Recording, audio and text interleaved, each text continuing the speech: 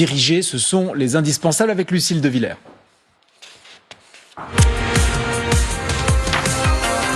Alors, bonsoir Lucille. Bonsoir David, bonsoir à tous. D'abord, que les choses soient bien claires pour tout le monde, comment va être désigné le futur pape ?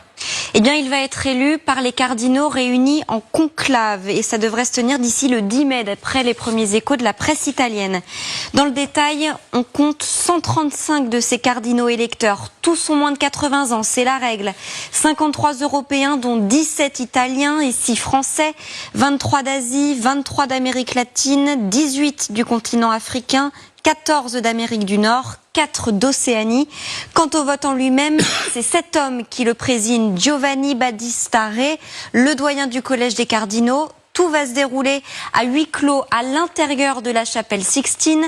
Pas de téléphone, pas de télévision, pas d'internet. Le scrutin se déroule à bulletin secret. La règle veut aussi que les cardinaux s'abstiennent de voter pour eux-mêmes. En théorie, des sessions de vote vont se tenir jusqu'à ce qu'un non recueille les 2/3 des suffrages, 90 voix. Si aucun candidat n'obtient la majorité, on continue jusqu'à 4 sessions au cours d'une même journée. Puis vient le dépouillement. Les bulletins sont brûlés 2 fois, à midi, puis à 19h. Et là, le monde entier scrute le toit de la chapelle Sixtine, car vous le savez, c'est la fumée qui s'en échappe qui indique l'issue. Fumée noire, pas de majorité. Fumée blanche, le nouveau souverain pontife est désigné. Pour vous donner une idée, il avait fallu 2 jours et 5 scrutins pour élire le pape François en 2013. Quels sont aujourd'hui, à notre connaissance, les favoris ? Eh bien d'abord, ce qui est intéressant, c'est que le Collège des cardinaux est à l'image du pape François. Il a lui-même nommé 8 cardinaux sur 10. Ils viennent pour la plupart des pays du Sud, Algérie, Pérou, Équateur, Chili. Beaucoup y voient donc une influence européenne de moins en moins déterminante. Peut-on en tirer des conclusions ? Sûrement pas.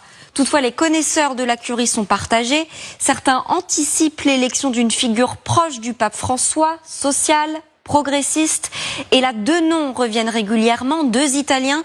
Celui de Pietro Parolin, d'abord, c'est le favori des parieurs. Signe particulier, il est le secrétaire d'État du Vatican, une sorte de Premier ministre, le numéro 2 du Saint-Siège. Bref, l'un des plus influents. Beaucoup voient en lui un diplomate capable de surmonter les clivages au sein de la curie.